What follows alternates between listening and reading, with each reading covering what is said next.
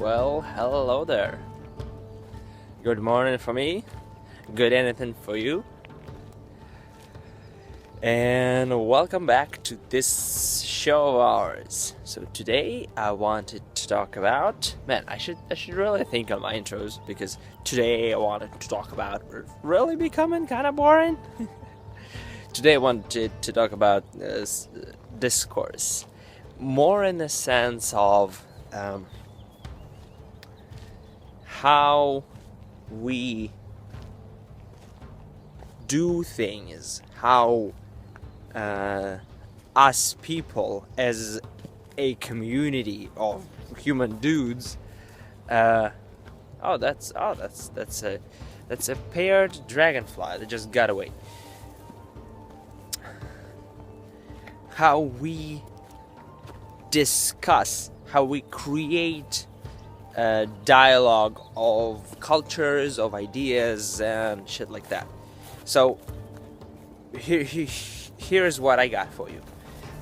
We have all sorts of personalities and all sorts of media people on YouTube with a wide range of ideas they hold dear, or whatever they believe. And that entire range, like all of those people, well, some of them just make their own little content. They don't really engage in the discourse. But a lot of those people do what is known as, I don't know, reactions, replies, or whatever. They call outs, just take anything. And basically, you have all these YouTubers, and outside of YouTube you have other social media, like, I don't know, whatever, Twitter or anything, and they go at each other and they create discussion. So when an opinion is being stated, say somebody, I don't know, whatever, a righty person, kind of conservative dude, I don't know, whatever, give me anything, goes on YouTube and says something, and other people disagree with them, they would create a discussion around it. They would make their own videos, their own little replies, and their audiences would engage with that content, with a righty person's content, and they would like see what that person has to say. Now, why am I even talking about this? You see, we as content creators, well, most of us, I wouldn't say everybody, because some people just entertainers or whatever, but I guess more like on the educational kind of side, like I am espousing to do. We try to shape public opinion. We try to, if we see some misconception or some just misunderstanding of a concept, of an idea, we create our videos or whatever, our content, in order to address that misconception or misunderstanding and try to change it in the public's eye. And here, listen to me. A lot of people say that these, like, I don't know, just give me something out of my ass. Feminism is evil and it's out to destroy the world. Okay, whatever, this one. We'll just take this one. There's this kind of entire idea that it is evil, it's out to destroy the world. And when we, as educators, engage with that idea, trying to address this misunderstanding and like explain to everybody what it actually is, why it is not out to destroy the world, but in fact it's quite opposite. We draw on these specific how do I say, on these specific pieces of art, on these specific videos or content by the people who claim that feminists are evil and are out to destroy the world. We use their content in order to address those issues. And here comes a little bit of an interesting little thing. We need those people with their opinions in order to address that issue as content creators. Not necessarily need, but it makes our job easier.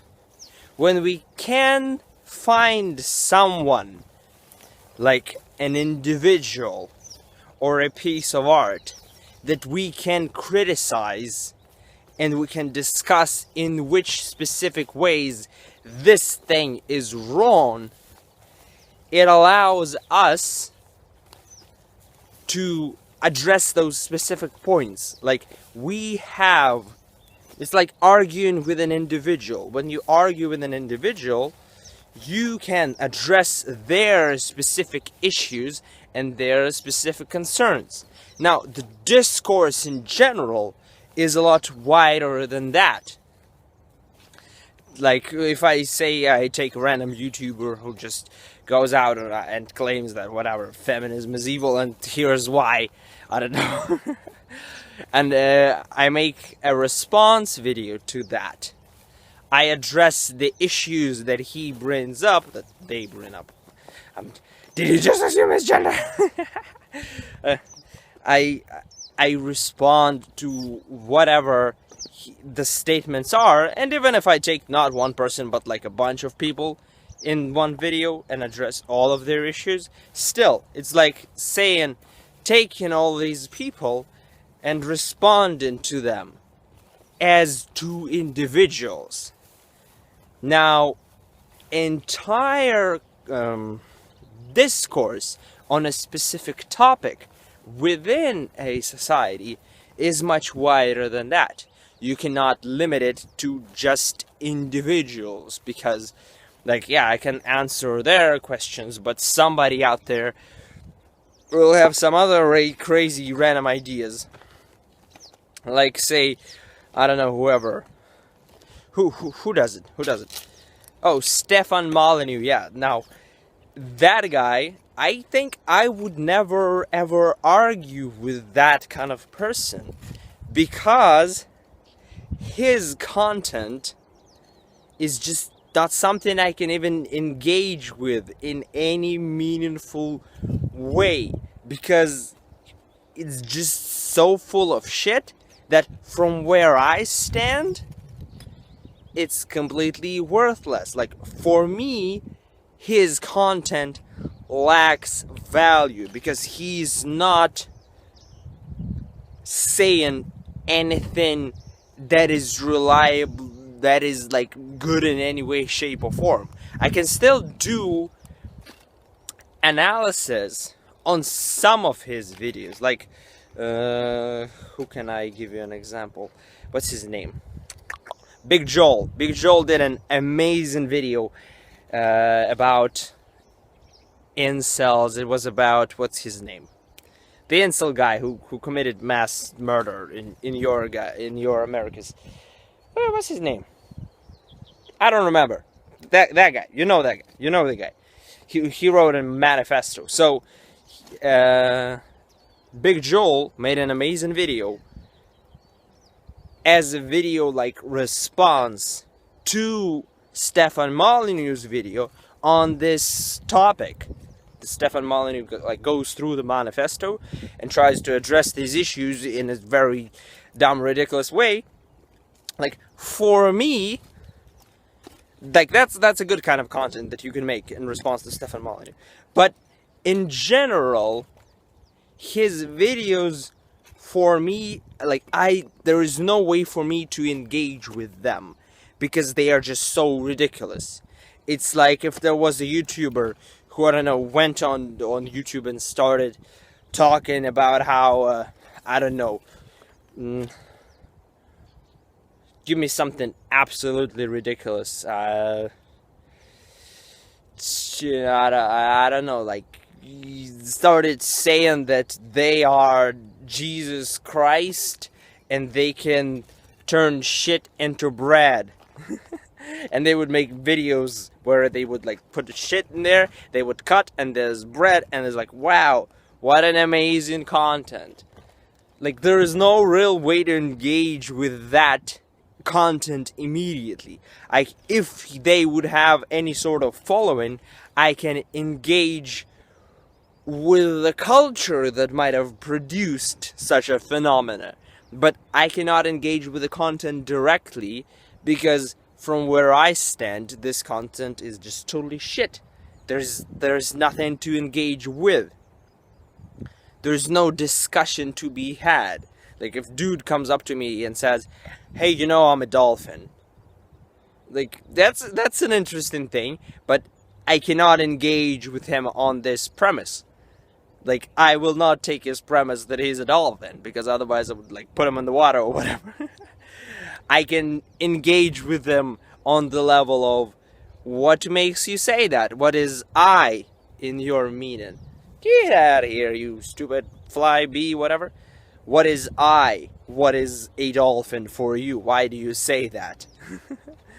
What is the M? Like, how do you specify that you are indeed a dolphin? But I cannot engage with his content directly. I cannot do a direct criticism of that content. Like, whereas a dude comes on and say, hey, you know, my brother recently did, you know, man, you know, like, women, they're all emotional and men are all rational, and there's, like, all sorts of science that proves that. Well, that I can engage with. I can say, well, actually, no, look at all that kind of science, and look at these, and look at that. Like, there are ways for me to engage this content directly without addressing, like, I don't have to do cultural analysis or anything. Like, there is something to engage with here, because it is not an obvious topic in the broad societal scope. Like, there are a lot of people that would listen to that, and they would, you know, tilt their heads and say, hell yeah, you know, whatever. Now, why am I even talking about all this? Well, I wanted to note that, while for me, for example, the dolphin guy or Stefan Molyneux are not the kind of people, their content is not the type of content that I would willingly engage with. However, there are other YouTubers who do engage with their content, and that, I think, is very valuable. We have this great diversity of thought and diversity of content, and if you have an opinion, it is valuable that there would be a counter opinion. It is valuable that, you know, if there is an argument for whatever Stefan Molyneux is spitting into his camera, that there is a counter to that. Because, like, for me, his content is not engaging. I don't watch it. I saw it only briefly for a couple of times, and I just brushed it off as ridiculous. But there are a lot of people there who do engage with that, who, like, yeah, you know, he seemed to have a point, you know, whatever. I just stereotype his entire fan base. Sorry, people. And it is valuable to have a response to that, to have the kind of people who would answer that, or say, I don't know, whatever ridiculous Christian or just general any sorts of religious propaganda bullshit out there. There are YouTube channels devoted to responding, to addressing those issues. And it is valuable. Like, for me, that content is not engaging. This kind of debunking the crazy Christian or whatever your religion is. Like, that's not something that is valuable for me, because I am an atheist, and I listening to a guy say, hey, they think that they say it's good because it's in the Bible. Well, actually, no. Like, that is not an argument that I find engaging, because, yeah, whatever, somewhere in a book says that. So what? I went through a phase, however, when that content was valuable for me. Not necessarily, like, I never quite engaged with the content where, you just take a random video by theists, and you just like, well, actually, they say that only because their Bible says it. And no, no, that's not right. Bible is full of shit. I already engaged with the promise. Bible is full of shit. There is no need to reiterate. But there is value in this kind of atheist content. I would give you example, like there are good and bad ways to do it. As a good way, I would give you, I don't know, whatever, Christopher Hitchens. He engaged with them in a very brilliant way, and one day I hope him to make a video about that. Like, he had a very specific and very interesting approach to engaging with theists. I don't want to go analyze how he does that, how he argues, and you'll find out what I'm talking about. But one day I'll make a video about it. But so to summarize what I was talking about here, we have this scene, the YouTube scene or whatever, like social media scene, where we can engage in discourse through these content creators, through these like proxies for us non-content creators, and it is very good that we have that. It is very good that we have that kind of cultural space where we can discuss things.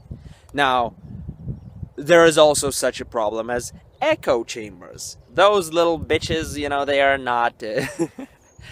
they make things harder, and I do want to talk about them, but I'll do it in the next episode, because I've decided to make these shorter than they used to be. So tomorrow, or whatever, tomorrow probably, we'll talk about echo chambers, if I so desire. If I don't, well, fuck you, sorry. Okay, anyway, thank you for watching, I'll see you all next time. Bye-bye.